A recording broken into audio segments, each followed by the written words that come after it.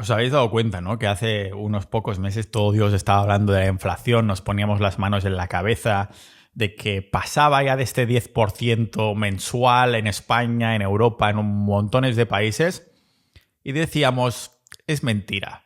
Este 10% en realidad es muchísimo más de inflación, lo que pasa es que lo están manipulando, poniendo otros productos de la cesta y ofreciendo una cifra, una estadística oficial de la inflación que en realidad ha sido muchísimo más. Es tan fácil como hacer la media de los productos que comprabas hace 3 años y lo que te cuesta ahora. Verás que la inflación es muchísimo más de un 10%.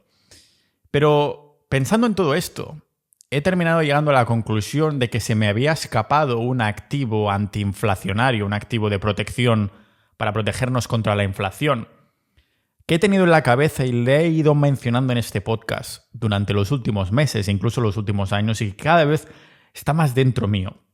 Y hoy he dicho, hostia, esto no solo es un hobby o algo, un proyecto de vida que yo tengo a largo plazo.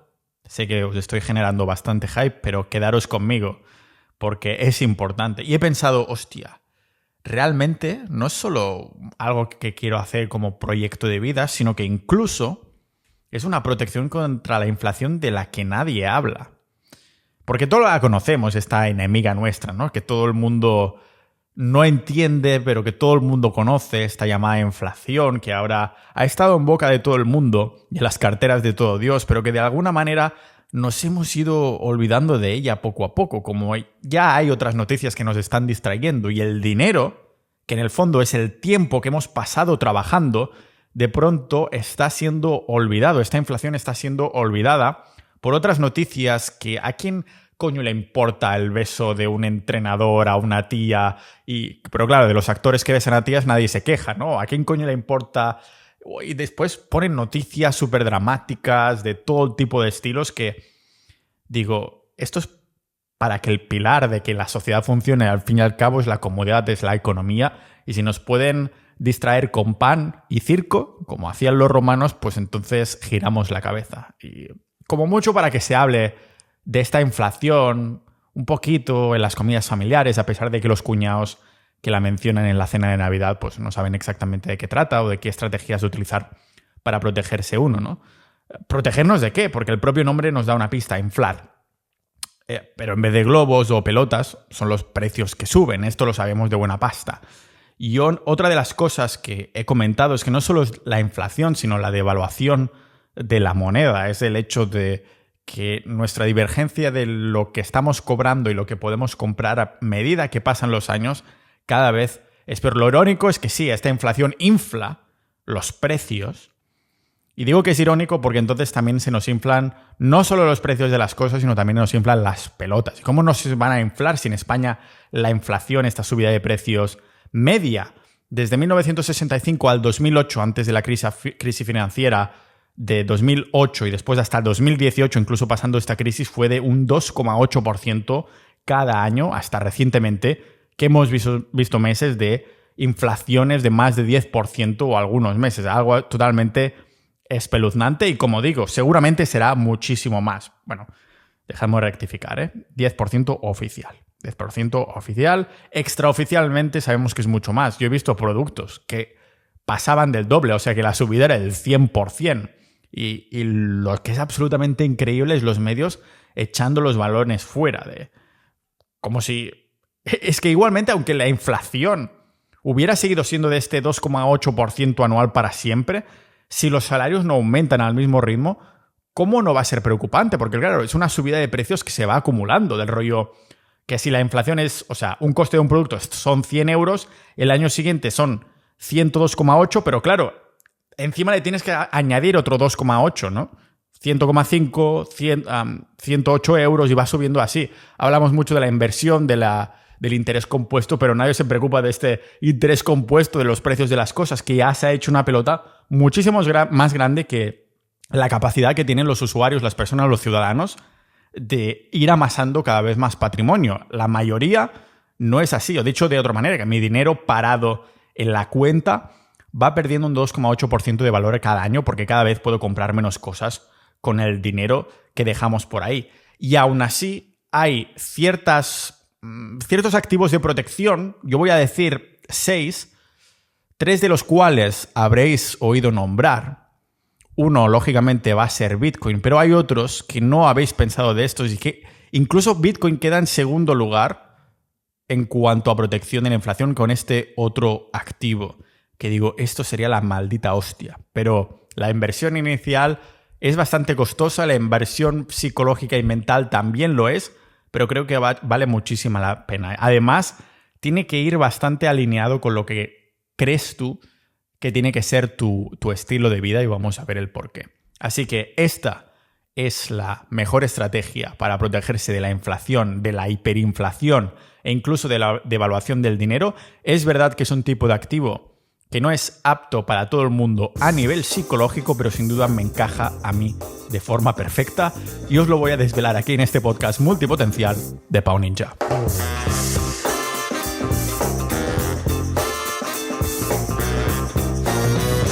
Ninjas de la vida, el valor de las cosas viene de las fuerzas del mercado en cuanto a oferta y demanda. Por ejemplo, el oxígeno es extremadamente importante para nuestra supervivencia y aún así nos cuesta cero. En cambio, los diamantes son superfluos, totalmente innecesarios, vanidosos, llámalo como quieras, pero aún así son extremadamente caros. Y esto sucede por algo que se llama el principio de la escasez y la abundancia. Si hay mucho de algo, será barato, y si hay poco de algo, pues será caro. Es por esto que el amor, los sentimientos bonitos cuestan tanto de conseguir y los valoramos tanto, porque nos cuestan un montón. En cambio, de negatividad y toxicidad hay para todos los sitios. El dinero que tenemos actualmente, que lo llamamos dinero fiduciario o dinero fiat, es virtualmente ilimitado porque los estados lo imprimen a placer cuando le sale de la menga al fin y al cabo. Por esto es ilimitado. Y esto significa que el valor de la divisa que usamos siempre tenderá a valer cero a medida que vamos aumentando la cantidad de billetes, ya sean digitales o físicos, que se van creando a placer por los bancos centrales, que al fin y al cabo son los estados. Que te digan que hay separación de poderes y todo eso es una maldita mentira. Como más amasado está el poder, más sinergias de estas elitistas se crean al fin y al cabo. Así que ya podemos ver que siempre tenderá a valer cero a largo plazo. Solo tienes que mirar cuál es el valor del euro, cuál es el valor del dólar. El euro, por cierto, es una moneda que apenas tiene un par de décadas de vida, por cierto. Y mira todo el valor que ha perdido desde que se ha creado. Ha ido ahí caída en picado, pero de esto nadie habla y ni nos damos cuenta tampoco porque hacemos las compras del día a día en nuestro querido euro y no lo estamos comparando constantemente con otras divisas, pero si miras su valor, el poder de compra es absolutamente increíble. Y el dólar, que en teoría es la reserva mundial, monetaria mundial, pues más de lo mismo, ha perdido ya, no sé si es un 98% de su valor desde 1971. Esto es porque cada varias décadas hay una moneda que desaparece en la nada. Y en serio, se dice que una de las causas por las que cayó el Imperio Romano fue precisamente esto. Indagaba a fondo en el episodio 373, un episodio que creo que quedó de puta madre y pudimos aprender todos juntos como si colapsa la economía, colapsa el país al fin y al cabo, y seguramente es una de las causas, esa devaluación que sufrió el Imperio Romano. Iba con esta tendencia precisamente después de caer también como un 80% en devaluación de su divisa. La desaparición del valor de su moneda a causa de ir multiplicando la cantidad de monedas que había, cada vez con menos metales preciosos. Lo que hacían, ¿sabéis? Si alguna moneda de estas romanas o antiguas es una moneda, y si miráis alguna foto veréis que tiene como unos cortecitos. Y esto es porque así es como multiplicaban esas monedas. Les hacían cortes, hacían que los ciudadanos se pusieran en una hilera ahí directamente en fila, y entonces les pillaban las monedas, les hacían cortecitos, y con todos los cortecitos de todos los ciudadanos creaban más monedas. ¿Qué hacía esto? Que cada vez hubiera más monedas al fin y al cabo, y después que hubiera menos plata en las monedas, menos cobre, absolutamente menos metales preciosos. Si algo hemos aprendido de la historia es que con el dinero que usamos en la actualidad no será menos. La historia no puede hacer otra cosa que enseñarnos un montón de cosas que pueden suceder tanto en el presente como en el futuro. Y de hecho, la vida esperada para todas las divisas es de unos 27 años, aunque para las llamadas activos de reserva global que actúan de intermediario entre naciones, como es el dólar americano tienen una vida media de unos 100 años, pero si miráis las noticias veréis que este dólar americano cada vez está perdiendo más potencia, ya no solo por su devaluación, sino también porque los países no son tontos y dicen, ¿por qué estamos usando, tío, el dólar americano? Vamos a crear nosotros una alianza y vamos a utilizar nuestras propias monedas o alguna moneda intermediaria que no sea el dólar. Hace unas décadas el dólar americano estaba respaldado por el oro, el llamado patrón oro, pero en un arrebato de poder, el gobierno de Estados Unidos decidió salirse en 1971. Y fue ahí, a partir de ahí, que todo el valor del dólar se pierde en un abrir y cerrar de ojos. Querían financiar la guerra de Vietnam, una guerra que, por cierto, perdieron. Y fueron primero los franceses en salirse, decir, hostia, ¿por qué estamos utilizando el dólar si encima se han salido del patrón oro y eso no está respaldado en nada? Básicamente, los americanos consiguieron lo que querían, a pesar de que sí, Francia y después muchos otros países, a modo cascada, se la cascaran diciendo, pues nos salimos de aquí. Quien se la cascó de verdad fue Estados Unidos, ninjas de la vida, porque esto dio rienda suelta al Banco Central Americano, la Fed, e imprimir tantos billetes como quisieran sin que su moneda estuviera respaldada por nada. Claro, si antes estaba respaldado por la cantidad de oro que tenían en las cámaras, ahora decían, pues, coño, imprímele unos poquitos billetes y financia estas bombas, estos aviones, estos ejércitos y tal pascual. Al principio muy bien, pero después empezamos a ver las consecuencias. Como el oro era más escaso por este principio de escasez y abundancia, el oro aseguraba una inflación controlada de un 2% anual aproximadamente, porque es lo que esperamos encontrar de más en las minerías de oro. En cambio ahora, con el dinero fiduciario, este dinero fiat, esta divisa más que dinero, que hemos adoptado todo el mundo desde ese fatídico 1971, simplemente no hay límite de dinero que se pueda imprimir. La tentación de imprimir dinero sin parar es demasiado atractiva para resistirse. Por esto los gobiernos recurren a estas tácticas una y otra vez para financiar sus políticas. ¿Y acaso nosotros no haríamos lo mismo si tuviéramos ahí en casa una maquinita de dinero que sacara tanto dinero como quisiéramos? ¿Acaso no estaríamos pulsando ahí el botón en cada maldito rato? Pues eso es exactamente lo que están haciendo los gobiernos. Cuando tienen una emergencia, un proyecto o cualquier otra situación que requiera liquidez, ¿por qué tener paciencia? ¿Por qué esperar a recolectar? ¿Por qué trabajar? Simplemente, si fuera nuestro caso, también le daríamos al botón de la maquinita mágica de generar dinero para sacar unos cuantos miles de millones. ¿Qué consecuencias? ¿Qué consecuencias? Que sean los demás lo que paguen el precio del futuro. Porque va en serio. Ahora mismo cada hogar español tendría que pagar casi 100.000 euros por hogar para pagar la deuda que tenemos. Así que muchísimas gracias, España. Muchísimas gracias, más bien dicho, Estado, porque no solo España, lógicamente. Cada uno de los países tiene una deuda básicamente agigantada que nos está colando el gobierno, el Estado, más bien dicho, ahí. Si seguimos a este ritmo, la mayoría de los llamados economías estables entrarán en la fase de hiperinflación que ya estamos acostumbrados a ver en los países emergentes o en desarrollo, ¿no? ¿No lo hacíamos también en Occidente, ninjas de la vida? ¿Qué está pasando? ¿Hiperinflación? Pau Ninja me está mencionando hiperinflación. Vamos por ese camino. Simplemente unos pasos por atrás de países como Argentina. Solo hace falta que miremos a los precios reales de los alimentos, los combustibles, la electricidad y los servicios, como si fuéramos la misma Argentina. Países que están más que acostumbrados, desgraciadamente, a este tipo de inflaciones. ¿Qué hacen los ciudadanos de estos países y qué empezamos a hacer también nosotros? Pues un buen indicador de que vamos por el mismo camino es precisamente ver que hacemos exactamente lo mismo. Primero, irse de país si se tiene la oportunidad, cambiar tu residencia a países que tengan más o menos 2 dedos de frente. Yo sigo en Europa, estoy en Estonia actualmente, estoy desde residente aquí desde hace más de 2 años, 2 o 3 años aproximadamente. Y bueno, Estonia es el país de la Unión Europea con menos deuda pública. Es verdad que pasar el invierno aquí es una mierda, así que aprovecho para ir a buscar zonas más cálidas, aunque sea temporalmente. Pero las políticas liberales de aquí, los impuestos, todo tiene 2 dedos de frente.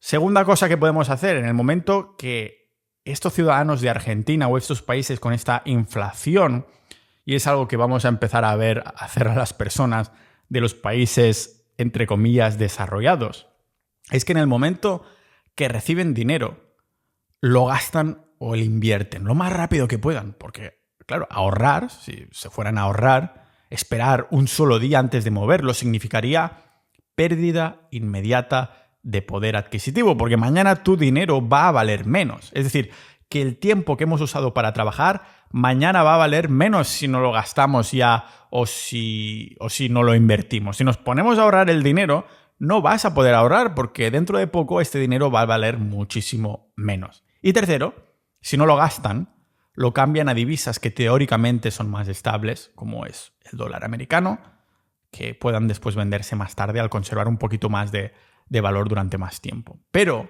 como el dólar está empezando a sufrir la misma enfermedad, nos vemos obligados a buscar estrategias que nos protejan de la inflación.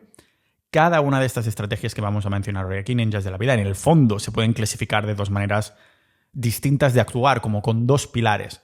O es una estrategia que nos ayuda a invertir, o es una estrategia que nos ayuda a ahorrar, pero a ahorrar en valor refugio, no en algo que vaya perdiendo valor momentáneamente, pero para siempre. No momentáneamente, sino para siempre. Por ejemplo, el dólar americano no es un valor refugio. ¿Por qué? Porque va perdiendo valor, va perdiéndolo más lento que el peso argentino, pero lo va perdiendo igualmente y terminará valiendo cero. No hay muchas estrategias, pero algunas son más efectivas que otras. Además, te puedo asegurar que estas último par de estrategias nadie las está comentando y para mí me encajan como anillo al dedo y seguramente es la más efectiva. Ninja de la Vida dicen que tanto tu sueldo como tu conocimiento son la media de las personas con las que interactúas más. Lo sé porque mi media va subiendo año tras año desde que creamos Sociedad Ninja, la comunidad privada del podcast. Somos más de 1000 multipotenciales. Personas con multitud de pasiones e intereses, pero con un denominador común, que una de las mayores inquietudes de más del 90% de estos cientos de miembros es el dinero. El dinero en todas sus formas, inversión, negocios o el ahorro de impuestos llevando nuestras empresas a los países donde nos tratan mejor. Si estás aprendiendo algo de este episodio, tanto como yo haciéndolo, imagínate lo que aprenderás dentro de nuestra comunidad. Sociedad Ninja. Conocerás maximalistas Bitcoin, pero también especuladores de otras criptomonedas. Conocerás emprendedores en serie, pero también asalariados linces que multiplican su dinero con la bolsa, inmuebles, coleccionismo o side projects. Hay jugadores de póker, programadores, ninjas de las apuestas o incluso funcionarios avispados, pero también ninjas que ya tienen la libertad financiera a los 30 años, que solo se dedican a invertir, o multimillonarios retirados de los que aprendemos en los episodios exclusivos, boletines y audiocursos solo para miembros. El activo más valioso no es un Bitcoin, no es una gema, no es un negocio, ni una acción de bolsa en concreto, sino el hecho de tener un círculo de personas con las mismas inquietudes que tú. Una comunidad que promueve la curación del contenido, el filtro de información, datos y noticias que no verás en los medios tradicionales, haciendo que nos podamos avanzar a los cambios de los mercados. Por esto me atrevo a hacerte la promesa de que siendo parte de Sociedad Ninja, el coste de la membresía, que equivale a una cena al mes, quedará más que pagado con creces, con lo que aprenderás gracias a nuestros recursos. Por ejemplo, uno de estos recursos equivale a una extensión opcional de tu membresía que te permite, para decirlo sin revelar mucho, seguir más de cerca lo que están haciendo los institucionales con ciertos activos. Como digo, para que puedas avanzarte a los acontecimientos que dictan los grandes. Realmente hemos creado algo increíble y no queremos que muera de éxito, por esto cerramos acceso a nuevas incorporaciones cuando lleguemos a los 1200 miembros. Así que sigue disfrutando de este episodio, pero no dejes pasar la oportunidad de unirte ya a Sociedad Ninja y conviértete en un ninja de la vida. Lo primero en lo que piensa un ahorrador para salvaguardarse la inflación es en transformar sus billetes, su dinero fiduciario, fiat, que va valiendo cero, en algo que conserve su valor al paso del tiempo, al paso de los años. Es lo que se llama un valor refugio. ¿Y qué refugio mundial se ha usado desde hace miles de años? Pues hasta hace poco ha sido uno solo, el oro. Y seguro que tenéis experiencias de haber hablado con vuestros padres, abuelos o incluso tatarabuelos, y cualquier persona que ahorre a largo plazo ha terminado comprando en algún momento de su vida algo de oro físico para guardarlo o salvaguardarlo en una caja fuerte en su casa o incluso pagando un servicio en el banco. Y el oro, en teoría, no es tan susceptible a subir y bajar de valor, porque al contrario que el papel moneda, el oro sí es limitado. Digo en teoría porque, por ejemplo, se ha descubierto hace un par de años un asteroide que estaba lleno de oro. Es tan fácil como que la NASA mande ahí un robotito a sacar oro y venga, ya tenemos un montón de oro extra. Ya sabéis qué pasa cuando hay abundancia de algo, ¿no? Que pierde valor. Por eso digo en teoría, porque aunque no podemos entrar unos números o a un ordenador o a darle un botoncito a una impresora para que cree más oro, existen algunos problemas, aparte de encontrar oro en el espacio, como acabamos de ver, problemas vinculados a la gestión de nuestro pedrusco favorito. Y al ser el oro tan valioso y escaso en teoría, se acostumbra a almacenar en bancos o servicios de custodia, que no solo cobran, pues lógicamente, su suculenta comisión, sino que podrían incluso negarse perfectamente a que te dieran el acceso a tu propio activo si lo consideran necesario. Y dices, hombre, Pau, ¿qué vas a decirme? ¿Cómo van a negarme el acceso si yo estoy contratando este servicio? Pues hay ejemplos, como es el caso de Venezuela, en el que hace unos años el país pidió al Banco de Inglaterra que por favor les mandara su $1.000 millones, un billón con B, que tenían en valor de oro, o sea, tenían esta cantidad de oro en las cámaras del Banco de Inglaterra, pero Inglaterra se negó. El banco simplemente se negó a devolverles el oro que Venezuela tenía en propiedad teórica, lógicamente, como vemos, y les dijo que no por temas políticos, que yo a ti no te considero presidente, que si no sé qué, y sin necesidad de entrar a debatir si era o no presidente, si políticamente de ese oro era suyo o no, sale a relucir el defecto más grande, irónicamente a relucir el defecto más grande del oro, y es que es un bien físico fácilmente confiscable, siendo totalmente dependiente de terceros. También de ti, si lo tienes guardado en casa, eso también es dependiente de terceros, porque te entran a robar, adiós. Pero el problema además no termina aquí. Los bancos rehipotecan el oro 100-1, haciendo que se cree un exceso de oferta que hace bajar el precio a pesar de su escasez real. La razón por la que el precio del oro ha estado estancado desde hace 10 años al menos.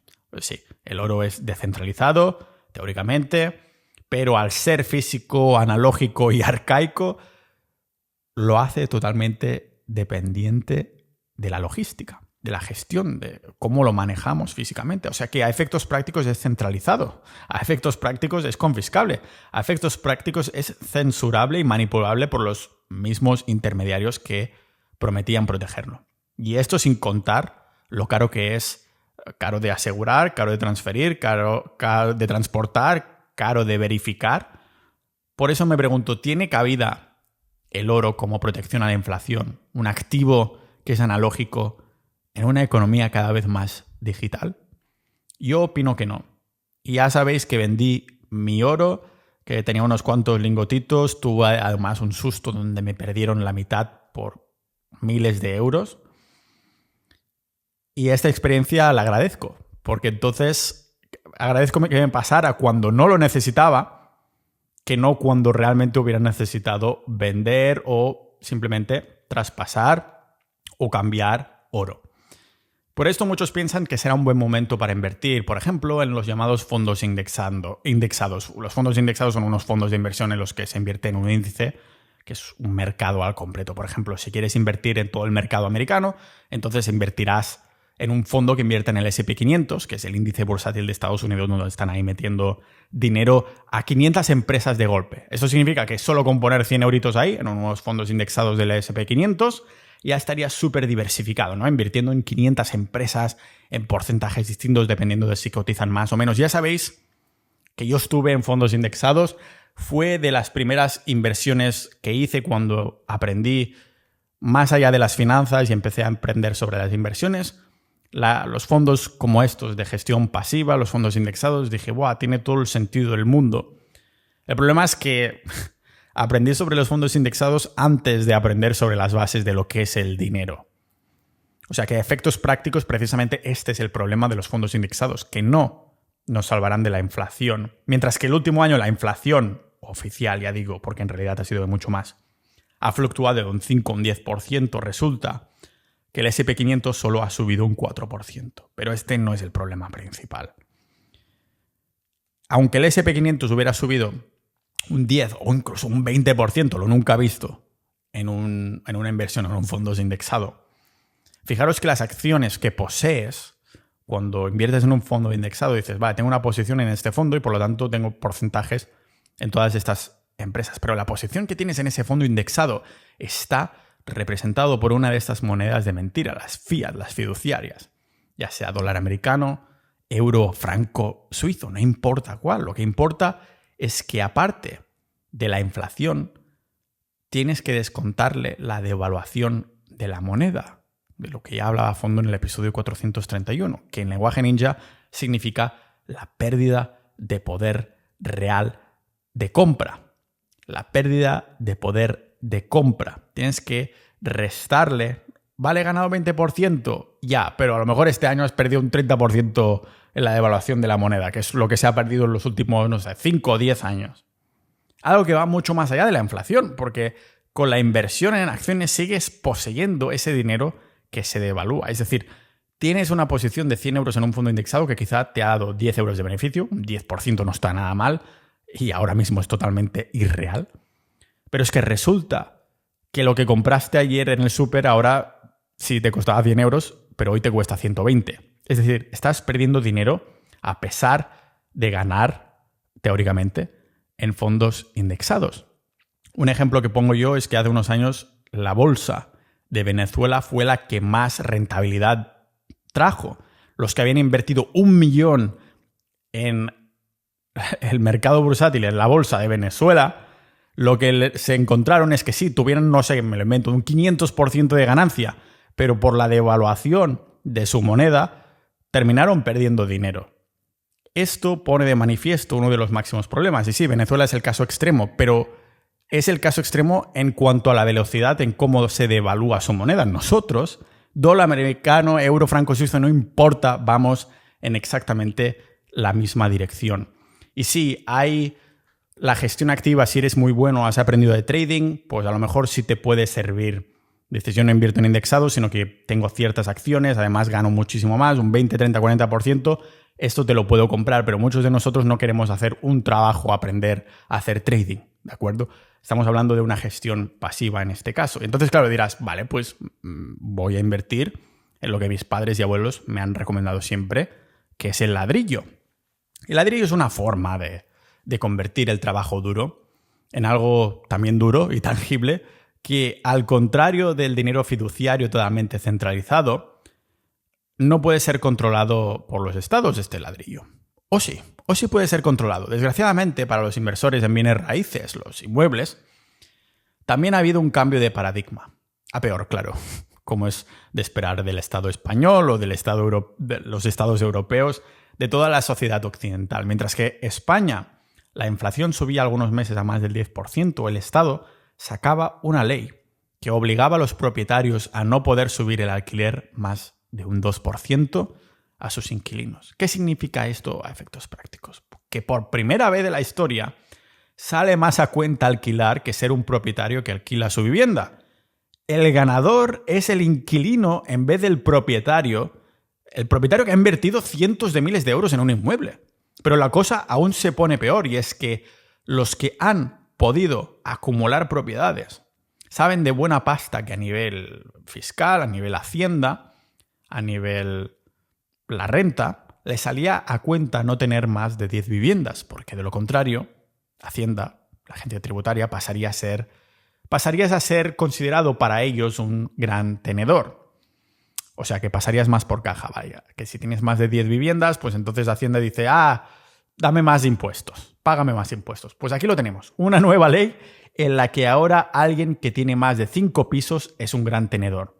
O sea, quizás el día de mañana pueden ser 3 o pueden ser 2. Acaban de reducirlo al 50%. De 10 han pasado a 5. ¿Quién te dice que el día de mañana no van a ser 2 viviendas, 2 propiedades? Esto pone de manifiesto el inconveniente más grande de los bienes raíces, que es que pone raíces. Por eso se llama bienes raíces. Eres sujeto del estado donde compras, con contar problemas de liquidez, impuestos, mantenimiento, poca rentabilidad, problemas con los inquilinos, ubicación. Porque claro, ¿cómo sabes si estás comprando tu apartamento en una localización que seguirá siendo buena para alquilar dentro de 20 años?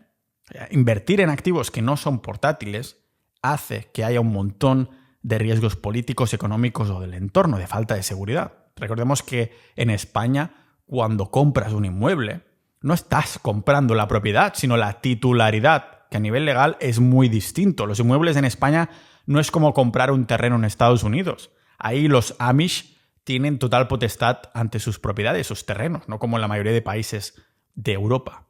O sea que invertir comprando ahí varios inmuebles, aunque utilices dinero prestado del banco, te está anclando, literalmente, a los cambios de leyes y a la seguridad jurídica de ese estado.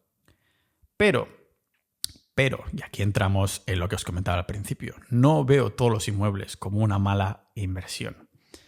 Hay un tipo de inmueble que es uno de los activos más olvidados para protegernos contra la hiperinflación incluso. No es el tipo de inmueble para alquilar como los que hemos visto hasta ahora, el típico inmueble que compras pensando después voy a alquilar. Sino que estoy hablando de un tipo de inmueble, uno solo. Llamémoslo un superinmueble. Es convertir el dinero falso, el dinero fiat, fiduciario, en el ladrillo, pero de forma limitada. En una localización donde te vieras viviendo 10, 20, 30 años, pero que pudieras incluso ser considerado, incluso puedes decir que estás comprando este inmueble en una localización mala, lo que va en contra de cualquier persona que compre inmuebles solo para alquilarlos. Dices que lo he comprado aquí en una localización mala porque nadie me lo alquilaría y está hecho a posta. Porque lo he comprado sin esperar ningún tipo de rentabilidad, sin que te importe la liquidez. Estoy hablando de comprar un inmueble en el que quieras vivir, pero no solo en el que quieras vivir, sino con un propósito mucho más grande que simplemente convertir divisa en ladrillo. Porque la compra o inversión en este inmueble no es la finalidad, sino que en este caso la compra que estás haciendo del inmueble es el medio para conseguir este activo que la mayoría hemos olvidado, que hemos dejado atrás, que está en el pasado, literalmente. Estoy hablando de la autosostenibilidad. ¿Qué mejor puta manera que ser menos dependiente del Estado que simplemente siendo lo más autónomo posible? Y no me refiero a hacerte autónomo, sino a no depender de esto. Lógicamente, tendrás que mirarte jurisdicciones donde la protección de la tierra esté al máximo a tu favor y que la tendencia sea buena. Pero decimos querer ser independientes, libertarios, que queremos libertad, que no queremos que nos gestionen la jubilación, o algunos incluso queremos educar a nuestros hijos en casa, pero seguimos viviendo en ciudades gestionadas por los estados, usando su sanidad, usando sus carreteras, usando toda la logística que el Estado nos brinda.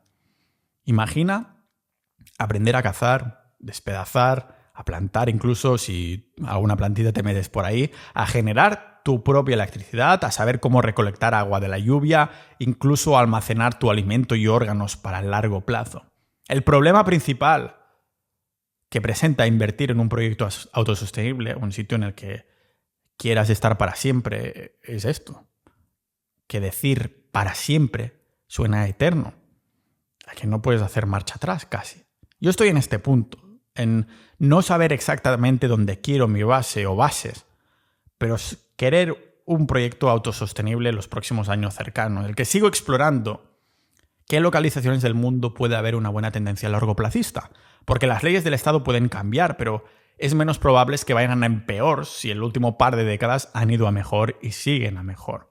Es el motivo por el que en el episodio 449 os explicaba por qué me fui a vivir a un país como Estonia, y a pesar de que no he comprado nada por aquí y lo he estado mirando y he decidido por ahora no hacerlo. Porque sinceramente lo único malo que tiene ahora mismo son los inviernos, una desventaja enorme en un proyecto de autosostenibilidad. Esta es la razón por la que Bitcoin no es mi primer activo favorito contra la inflación y la dirección del mundo, sino que es el segundo. Mi primera opción sería un proyecto de autosostenibilidad, de soberanía alimentaria, soberanía energética, soberanía en todos los aspectos posibles, destinar mi dinero, lo que he utilizado para trabajar ahí, pero como aún no sé dónde debería ser la localización ideal de este, voy por la única opción que me deja transferir mi riqueza, patrimonio con independencia de localización y de los estados, que es Bitcoin. La paciencia está muy bien, pero no tanto como cuando la estamos ahí combinando con la falta de acción. O sea, paciencia y pasividad no son lo mismo. Una acción pasiva y la otra es la inacción. Por ejemplo, dejarlo todo en Bitcoin es una acción, aunque es pasiva, pero no es inacción. Ahorrar en Bitcoin es la acción paciente, que no pasiva, que he decidido tomar mientras busco mi soberanía alimentaria, de todo tipo de soberanía y libertad, porque la inflación está aquí para quedarse. No solo se queda, sino que la devaluación se está acelerando, lo que hace que necesitemos un vehículo que nos haga de valor refugio como el oro, pero que lo haga mejor, que sustituya al oro para tomar las riendas de valor refugio en una economía digital. Algo que nos pueda garantizar que tendremos ahorros en el futuro independientemente del clima económico en el que estemos. Aquí es cuando Bitcoin sale a relucir incluso más que el oro. Bitcoin es superior al dinero fiduciario, lógicamente, pero también al oro o a los bienes raíces, aunque para mí no superior a la autosostenibilidad, ¿vale? No es confiscable como el dinero o el oro en el banco. Es digital, esto significa portátil, te lo puedes llevar donde quieras, ya sea porque necesitas escapar de una guerra, una economía que está colapsando o de un estado opresor. Es descentralizado, por lo que es imposible de manipular. Bueno, al menos imposible de manipular en el propio activo, porque la manipulación de los precios por los agentes más grandes sin duda va a seguir existiendo. Y el motivo por el que pienso que un proyecto autosostenible es incluso mejor que Bitcoin es porque un proyecto autosostenible no se puede modificar o manipular su valor. El valor es el que es, en cambio Bitcoin sí que es susceptible al mercado y estos agentes. No es tan negativo como algunos puedan pensar, porque en la comunidad estamos, los que estáis dentro ya sabéis a qué me refiero, no puedo desvelar más, pero dentro de Sociedad Ninja, la comunidad del podcast, compartimos conocimiento entre todos que nos ayuda a saber cuándo comprar y vender. Es uno de los cambios de paradigma que he hecho últimamente, que había estado haciendo hold de Bitcoin durante mucho tiempo, pero esto ha cambiado un poquito gracias a Sociedad.ninja para ser más eficiente y acumular más Bitcoin siendo más inteligente. Pero bueno, no os puedo decir nada más por los que no estáis dentro. Y esto me lleva a otra estrategia o activo que también podemos considerar superior a Bitcoin y en algunos casos incluso al proyecto sostenible, y es lo que estás haciendo ahora escuchando hasta aquí Ninja de la Vida, es el conocimiento. Ojo, quizás puedas invertir en conocimiento, pero no me refiero a nivel monetario, porque el conocimiento no siempre es de pago. De hecho, todo el conocimiento al que puedas aspirar a aprender ahora mismo lo tenemos gratis en Internet. Aunque seguro que hay alguna información en la Biblioteca del Vaticano que seguramente no está en la red o que se quemó en la Biblioteca de Alejandría. O a lo mejor sí lo está, pero en forma conspiranoica o está encriptada, algo loco que está por ahí, que nadie creería igualmente. Pero la inversión en conocimiento es de las mejores maneras a las que destinar nuestros recursos. De tiempo, aprendiendo, pero también de dinero en algunas ocasiones, porque lo que pagamos cuando compramos un libro o un curso no es el contenido del conocimiento, ya digo, seguramente lo tienes gratis en Internet, sino lo que estás pagando es la organización, la estructura del conocimiento en este libro, en este curso. Dices, es que en Internet hay mucha información, estoy pagando a alguien que me lo ha recopilado bien. Si pagamos un recurso de conocimiento, lo que estamos pagando es la organización, el dinamismo, la interacción, la estructura de este conocimiento. Lo que nos ha hecho humanos no es la economía, sino el conocimiento. Los humanos que más han prosperado no han sido los que tenían más pasta, sino los que sabían más, los que tenían más conocimiento, que de nuevo es superior a aplicar. Así que ya sabéis, gracias por haber escuchado hasta aquí. Tengo que agradecer a los que priman el conocimiento y la organización de este conocimiento, los más de 1000 ninjas de la vida en Sociedad.ninja, que es gracias a vosotros que este podcast no tiene patrocinadores, que tiramos adelante y que aprendemos un montón entre todos en nuestra comunidad en Sociedad.ninja. Así que, oyente que ha llegado hasta el final, considera también unirte. Y a todos los demás, a todos los ninjas de la vida oficiales que estáis dentro, 1000 gracias por hacer que este proyecto siga adelante. Como siempre, nos vemos adelante en el próximo episodio de este podcast multipotencial de Pau Ninja.